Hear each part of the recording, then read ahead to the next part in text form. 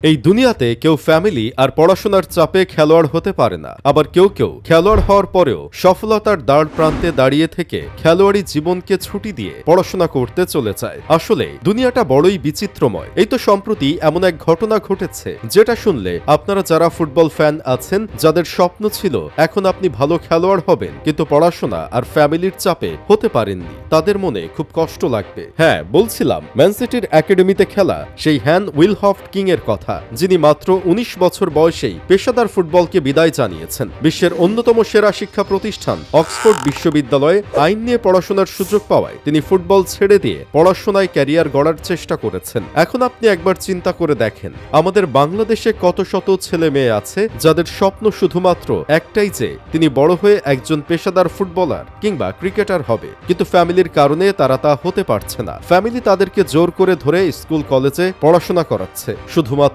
Doctor engineer বানানোর জন্য।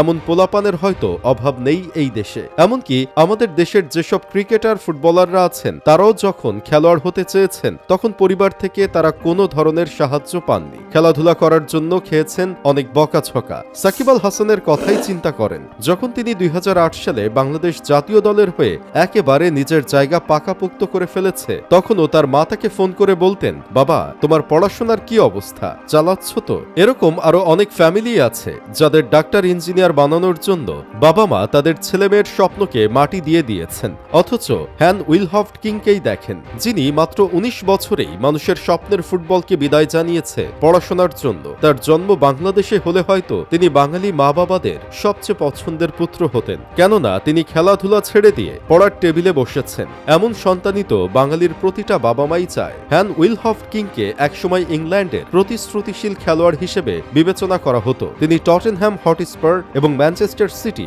উভয় একাডেমিতেই নিজের দক্ষতা প্রমাণ করেছিলেন। এমনকি ইংল্যান্ডের অনূর্ধ্ব ১৬ জাতীয় দল থেকেও তার ডাক এসেছিল। উইলহফট কিং ম্যানচেস্টার সিটির একাডেমিতে পেপ গার্দিওলার কাছে ফুটবল প্রশিক্ষণ নিয়েছেন। টটেনহ্যাম হটস্পার এবং ম্যানচেস্টার সিটি উভয় ক্লাবের একাডেমিতেই তিনি নিজের প্রতিভার প্রমাণ দিয়েছিলেন। কিন্তু দুঃখের বিষয় হলো, আর্লিং হল্যান্ড, কেভিন ডি ব্রুইনার মতো তারকাদের সঙ্গে অনুশীলনের অভিজ্ঞতা থাকা সত্ত্বেও ফুটবলের পরিবেশ তাকে আনন্দ দিত না। এছাড়াও তার ইনজুরি ইস্যুও ছিল। ফুটবল খেলার সময় তিনি ভাবতেন প্রতিদিন অনুশীলন, তারপর বাসায় ফেরা, এর বাইরে কিছুই থাকে না। তার মনে হতো দিনের অনেকটা সময় নষ্ট হচ্ছে, আর পড়াশোনা করলে তার মনে হতো ভালো কিছু হচ্ছে। অথচ আমাদের দেখেন, পড়াশোনার চেয়ে খেলাধুলাতেই বেশি আগ্রহ। আসলে যার যেটা স্বপ্ন সে সেটার পিছেই ছুটে। উইলহফট কিং এর মতে ফুটবল ক্যারিয়ার ১০ থেকে ১৫ বছরের বেশি হয় না, কিন্তু উচ্চশিক্ষা তাকে দীর্ঘমেয়াদী ভবিষ্যতের নিশ্চয়তা দেবে। আসলে তিনি ফুটবলটাকে ওইভাবে উপভোগ করতেন না। তবে আপনার সামনে যদি